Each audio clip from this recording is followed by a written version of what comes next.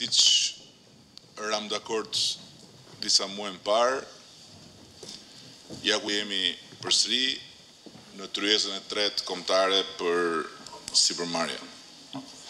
Gjatë gjithë kësaj kohe ne jemi përqendruar në thithjen e opinioneve nga sipërmarrja, duke kontaktuar drejt për drejt rreth 5.000 biznese. Kemi dëgjuar këndvështrimin e komunitetit biznesit mbi situatën e rënduar ekonomike, mbi çështjet e taksimit, mbi politikat fiskale të ndërmarra nga qeveria, mbi marrëdhëniet me organet tatimore e doganore dhe mbi gjithë kompleksitetin e biznes bërjes në kushtet e sot.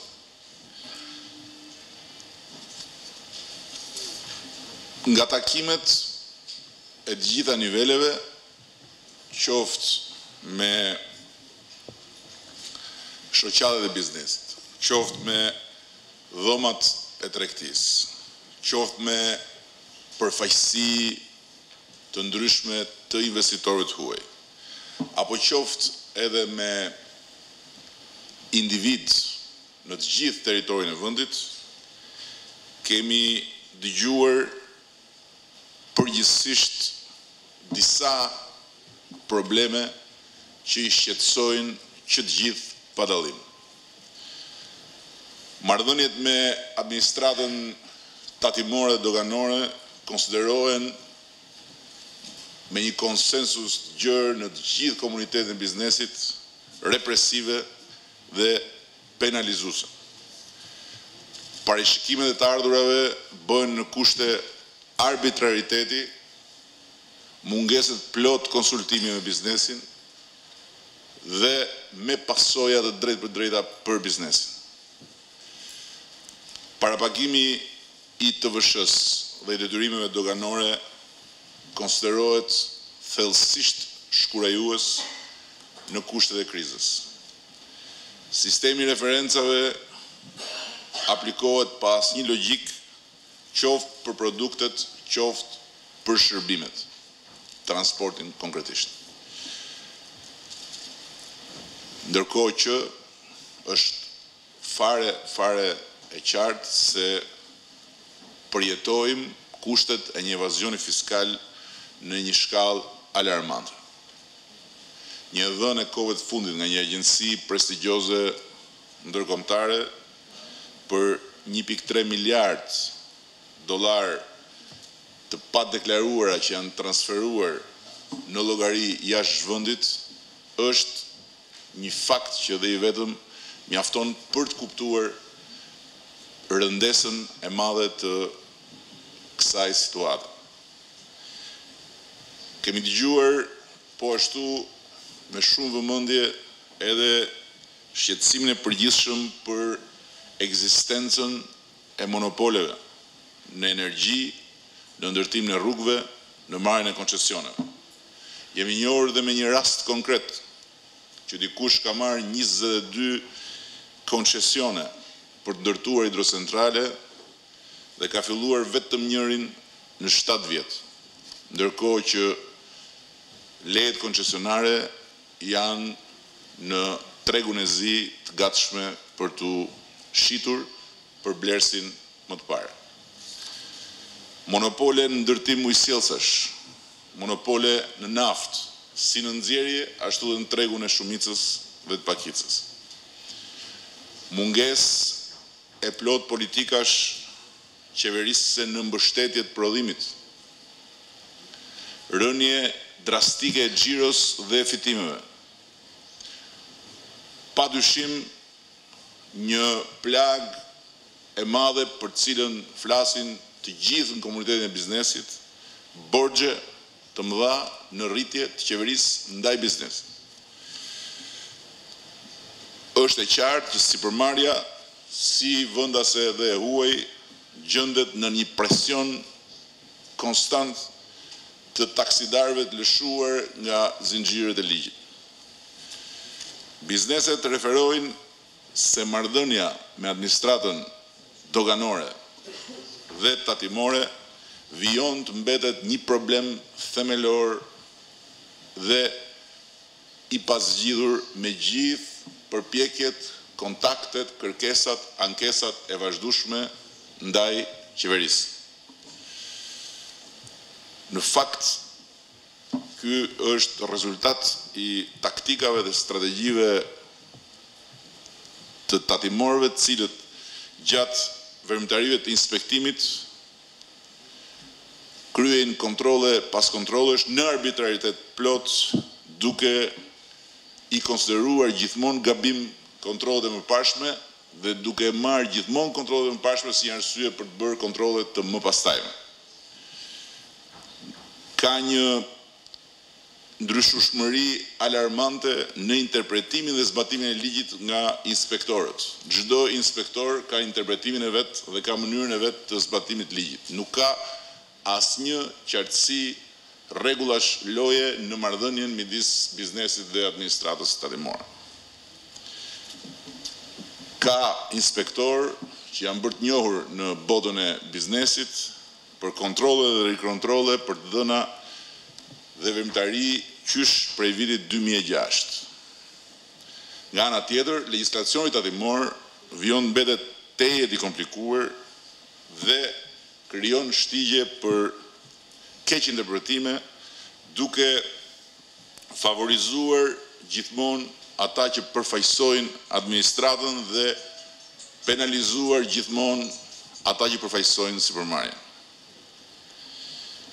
Në të gjitha rastet, tatimpaguesve u kërkohet të shkojnë në gjykatë dhe ta zgjidhin çështjen atje me një procedurë tërësisht panevojshme, me kosto dhe shpenzim tërësisht të panevojshëm kohe për tatimpaguesit. Ndërkohë që vetë FMN-ja nënvizon se qeveria i është shmangur përgjegjësisë për gjobat dhe kontrollet e shpeshta, të cilat në fakt është e qartë se kanë vetëm një arsye: keq qeverisje.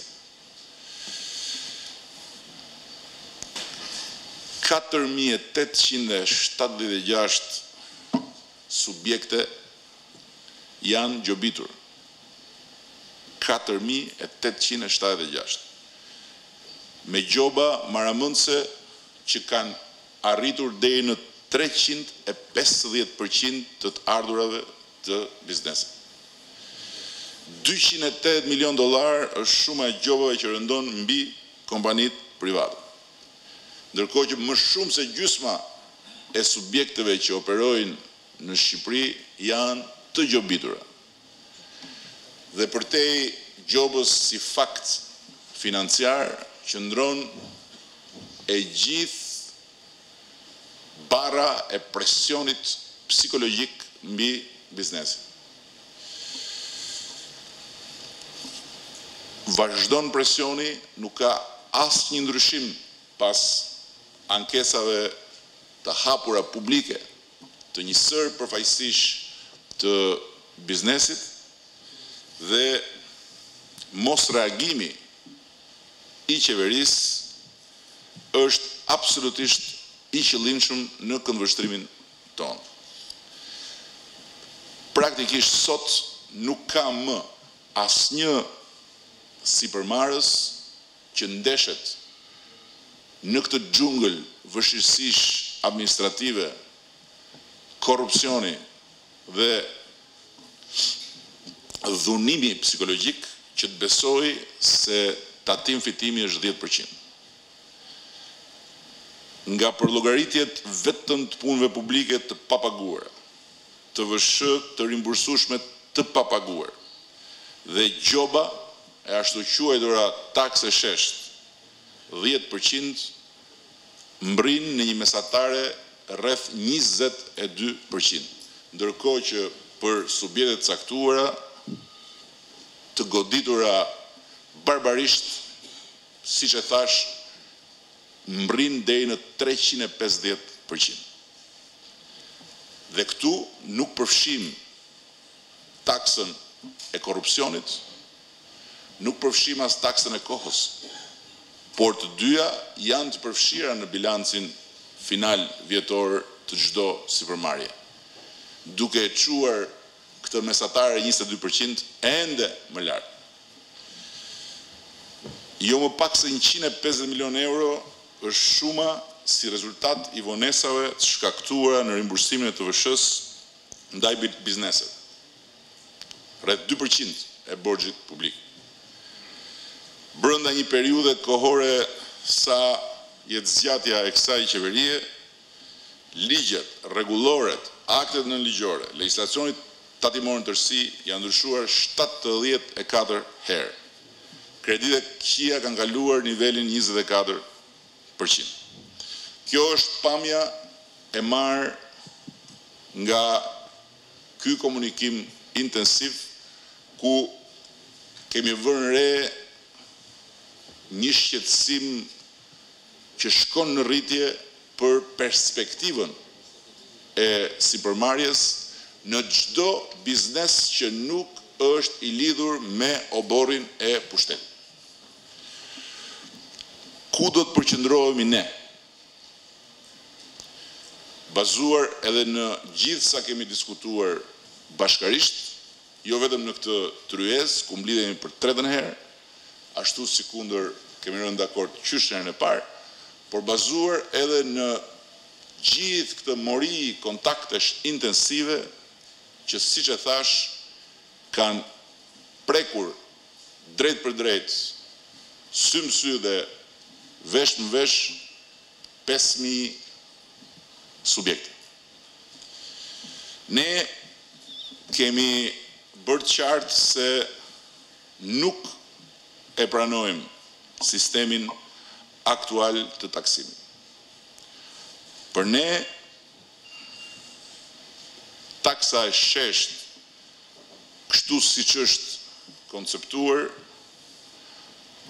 përbën një parimësi që nuk përputhet me vizionin, me vlerat dhe parimet tona. Ndërkohë që progresiviteti përbën një vlerë të patjetërsueshme në përcaktimin e kontributit të çdo individi bazuar mbi të ardhurat e tij personale. Kështu që ne do ta ndryshojmë sistemin e taksimit duke e hequr barrën e taksës shesht nga të ardhurat personale dhe duke përcaktuar një trajektore progresiviteti ku kush fiton më pak do të paguajë më pak dhe kush fiton më shumë do të paguajë më shumë.